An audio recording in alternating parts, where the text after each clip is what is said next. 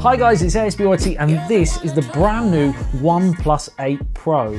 I've been using it on and off for about a week or so and this is my full review. What's the battery life been like? How good is that brand new camera system? Pros and cons and everything in between. But first, let's show you what happened in the quick unboxing. First thing to note, the packaging for OnePlus reviewers units are some of the best. But if you buy the retail version of this phone, you will not get all of this, just the main box in the middle, which you'll see in a few seconds. So as we slice open that main cardboard box, you get the classic never settle text. When we lift the lid, we have the reviewer's guide, which we'll check out later, the phone retail box on the left and two cases on the right, a cyan coloured sandstone and a carbon one as well. So this box on the left is what you will get if you buy this phone. You have the big 8 on the front, OnePlus text on the side and a bit of info and a few specs on the back. So this one is glacial green and has 12GB of LPDDR5 RAM and 256GB of storage, which in the UK is the only spec this colour variant comes in. If you want the 8GB of RAM and 128GB of storage option, it only comes in Onyx Black. This is also the same for the standard OnePlus 8. Subscribe to see my comparison video between the two, which is coming very soon. They also apparently in other regions do Interstellar Glow and Ultramarine Blue, which is a bit of a shame they don't do those in the UK because I actually think those two colours would be my personal preference. After that beautiful wrapper removal sound, there is the phone. And we get the first glimpse of that glacial green colouring. Now I'm not 100% sold on it to be honest. I do love that frosted glass, but I'm not really sure about that kind of mint green colour. But do let me know in the comments what you think. Also in the box you get the manuals, you get a clear silicone case with that classic, again, never settled text, which is nice, and the charger and charging cable. More on battery life and charging later. Now the first really important thing to note from the design and build point of view are the dimensions. And while the changes may seem very subtle and not really that important, they're actually crucial to the feel in the hand and the ease of use. The 8 Pro is actually taller at 165mm, but crucially narrower at 74.35mm than the 7T Pro, so the 8 Pro with a case on actually feels similar to the 7T Pro with a case off. This small change means comfort and ease of one-hand use is now so much better. Reaching across that 6.7-inch Quad HD Plus Fluid AMOLED curved display is much more seamless, a sentiment that carries right through the UI and that new 120Hz refresh rate and 240Hz touch sensing. Objectively, it's satin smooth. And as you glide between different apps and scroll through different web pages, it's like a sidewinder snake sliding across the desert. But subjectively, I personally feel the jump between 60 to 90 felt larger than 90 to 120. When side by side, I can tell the difference between 90 and 120, but it's quite slight. So in my opinion, if you have the 7 or 7T Pro, that alone is probably not worth the upgrade. That being the case or not, this display is nothing short of brilliant.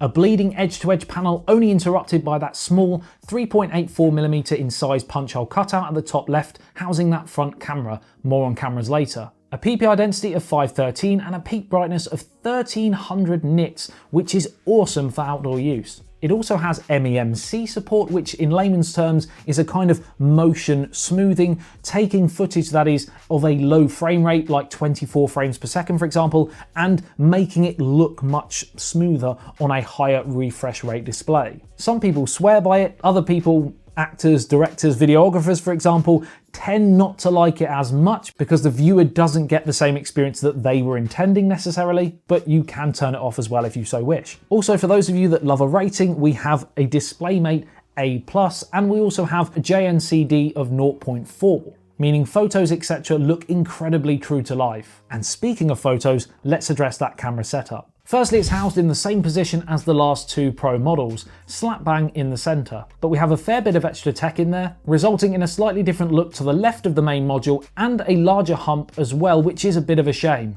If you use a case, you'll be fine, but if you're anything like me and like to go naked, then you're going to have a bit of a wobble on the desk. But that aside, what is the tech inside? Well, we have a quad camera setup, a primary 48 megapixel brand new Sony IMX689 sensor, a ultra-wide 48 megapixel Sony IMX586 sensor with an 120 degree field of view, an 8 megapixel telephoto lens with 3x optical zoom and 30x digital zoom, and OIS, and a 5 megapixel color filter lens, which is where we're going to start, because some of you might have a few questions as to why it was included. Now, according to OnePlus, they actually looked at community feedback and decided that not a lot of you actually wanted a big zoom lens camera on the next phone. A move which seems to be all the rage with other smartphone manufacturers currently right now. So instead, they decided to go with this color filter lens, which allows you to completely alter shots in real time to give them a funky look and feel. It's kind of quite cool, but equally I don't know how much I would necessarily use it, and would have preferred a larger zoom lens, but let me know in the comments what you think. My guess is that OnePlus actually decided not to go down the sort of 5 times optical zoom, 10 times hybrid, 100 times digital zoom route, because a periscope lens, for example, would be probably more expensive to actually manufacture into the smartphone. So cutting that out probably gave them more freedom to include some other expensive features, which we'll get to, while still remaining on brand and keeping that price down. Of course, no prices have been confirmed as of right now, so this is all just a theory. Now, the new primary Sony sensor is known for its clarity and focusing ability, but photos also have really decent dynamic range, color rendering and saturation. And if you want to try an even more detailed shot, you can try the 48 megapixel mode, which is great if you like that much higher resolution file and possibly want to crop in on shots and still have really good sharp details. The ultra wide angle lens with its 48 megapixels also has the ability to pick out great detail, which is really impressive if you do want to crop in, etc. I have noticed different color temperatures as you flick between the different modes, especially jumping to that telephoto lens. It seems to be a lot warmer than the others, which is a little bit of a surprise because I do know that OnePlus were looking actually to work on that specific area. Not a deal breaker, but just something to note. Portraits also come out looking really nice, especially if you're photographing friends, family, pets, etc. Like this example of Dottie, who, by the way, has been loving the sunshine right now. And most shots look really natural with good focus roll-off between that focal point and the blur background. Also, the color temperature seems to be on point and there's some really nice sharp details. One of the main downsides I have noticed, especially with portrait mode, is the processing speed when you're trying to actually view what you've taken. It seems to be there's quite a lot of software wizardry going on behind the scenes to create those wonderful portrait shots, which on one hand is great. It means the shutter speed is pretty quick, but equally it then takes quite a while to process and there is a bit of a lag, a bit of a freeze, a glitch every now and again when you're then trying to view those photos as mentioned. Hopefully they will be able to improve it in a software update, and knowing OnePlus, they tend to be pretty good at doing that. The front camera is a 16 megapixel shooter in the mentioned punch hole. Some of you preferred the pop-up method from last year, but of course this move to a punch hole has enabled another really important feature, and one that was heavily requested, and that is of course the IP68 water and dust resistant rating.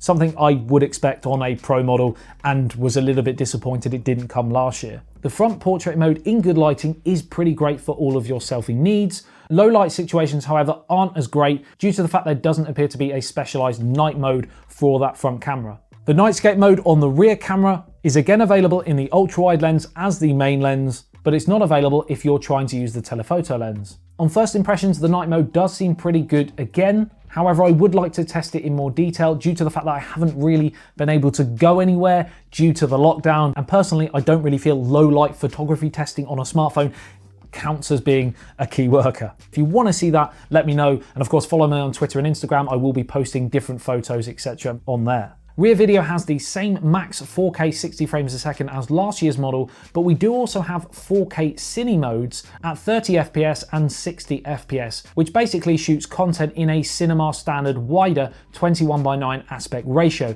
It's a little bit of a surprise there isn't a 24 frames per second mode with that, which is of course also a cinema standard for frame rate. Now, video does have pretty great stabilization even at 60 frames a second, and you can use the standard ultra wide and telephoto modes in video too. And if you want to, you can use them all within one shot. And if you use that telephoto lens and you zoom in, there's also an audio zoom feature as well. We've seen it from other smartphone manufacturers. It's now available on the OnePlus 8 Pro. What it does is when you zoom in on a specific object, a TV or an animal or somebody speaking, the audio will zoom in as well so you can hear it louder. Great for concerts, etc. Still no 4K resolution on that front camera, which is a bit of a shame, but the quality of stabilization and 3 microphone audio means you can still get some really decent content. Now, in using the camera this week, I did notice it was one of my biggest battery drainers.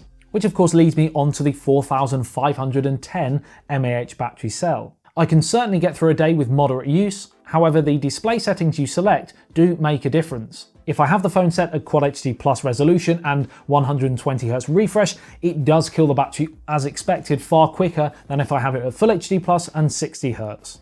It's a shame you can't have a happy medium and choose 90Hz if you wanted to save a bit of battery and still have that smooth display. Unfortunately, you can only choose either 120 or 60. This right here is an example of an average day this week, with phone settings set to max, with not much gaming or media consumption, but with plenty of social media and camera, photo and video testing. So in early testing in terms of battery drain, it doesn't feel industry leading, but it's still respectable. If you do need to charge your new 8 Pro, you can do so using that Warp Charge 30T, which theoretically is similar to the power found on the 7T Pro, but there have apparently been some internal improvements made so that now you can actually charge the larger battery cell to 50% in just 23 minutes, which while it means it's not the very best charging facility currently available on the market, it is still incredibly useful. Any fear of my battery dying is completely eradicated, because if you're starting to worry, whack it on charge for just a few minutes and you're going to get enough. There is also some pretty interesting new smart charging optimization software, which through learned behavior never allows your battery to actually stay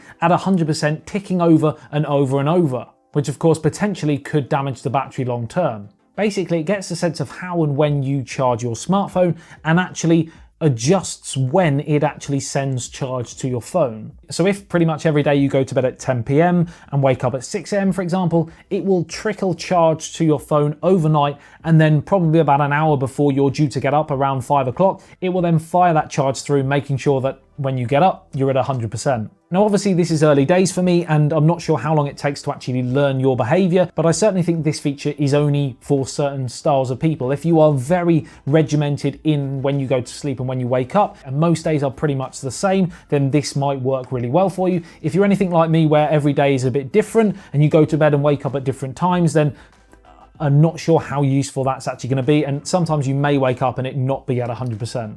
Again, you can turn this feature off if you so wish, which I probably personally would. If you decide a wired charger isn't for you, you can also, for the first time ever on a OnePlus phone, use wireless charging. A feature that I personally feel should have been made available from the 7 Pro onwards has now been addressed. You can wirelessly charge on all Qi wireless units, but OnePlus have also provided their own, sold separately, called Warp Charge 30 Wireless. 0 to 50% in just 30 minutes, so slightly slower than the wired connection, but still really impressive for a wireless charge. So IP68 rating is here, wireless charging is here. You're starting to get the sense that this is the most complete OnePlus phone ever. Now, one thing I do want to monitor is how hot the phone gets when wirelessly charging. On the wireless charging unit that I've got at the moment, when I'm using the case, it has actually before stopped charging because it's got too hot. Might just be the wireless charging unit that I've got, and I do definitely want to test that with the OnePlus wireless charging unit, so come back to me on that one. You can also reverse charge another device from your OnePlus 8 Pro, although I'm less excited about that because I don't really feel that's a feature I would use. Now, if you're a keen gamer, in addition to the high refresh and touch sampling rates, the Qualcomm Snapdragon 865 SoC is best in class for an Android phone. If it's possible on a smartphone, this chip will crush it. With the much improved haptic motor in recent iterations of OnePlus phones, I would say the OnePlus 8 Pro is probably the best non-dedicated gaming phone available. The 865 chip is almost too powerful for standard phone use, but I'm certainly not complaining. The hardware under the hood, combined with the new Oxygen OS 10.5, which is still one of my favourite UIs, makes navigating through the phone seamless. With each new OnePlus phone iteration, the user experience just feels more and more refined, and this feeling goes hand in hand with the apparent burdenless tag from OnePlus. Adding to dark theme and dynamic wallpapers, OnePlus has even closer support for Google, with features like Google One Cloud Storage, and now, as well as Google Assistant, there's also support for Alexa. Apologies if I've just set off your Alexa device. Alexa, Alexa, Alexa! Sorry, couldn't help myself. A decent set of stereo speakers tuned by AKG, dual nano SIM, Wi-Fi 6, Bluetooth 5.1 and 5G support across all devices using that X55 modem makes the OnePlus 8 Pro potentially phone of the year. But as always, price is of course so important, especially for OnePlus. Truth be told, I am a little nervous due to the hike in price of the new Qualcomm 865 chip, but I guess when this video goes live, the launch will have just happened, so you will of course know that answer. And you can let me know in the comments whether the price is too high or just right. Like and share this video if you enjoyed it. Follow my other socials if you want more photo and video samples and behind the scenes. Subscribe if you're new to the channel and love everything tech, breaking tech news, unboxings, reviews. I love you and leave you. I'll see you in the next one. ASBYT, peace out. Do just what you want. You're the one I trust. You know, a few minutes charge and you've got another big whack. Another big whack.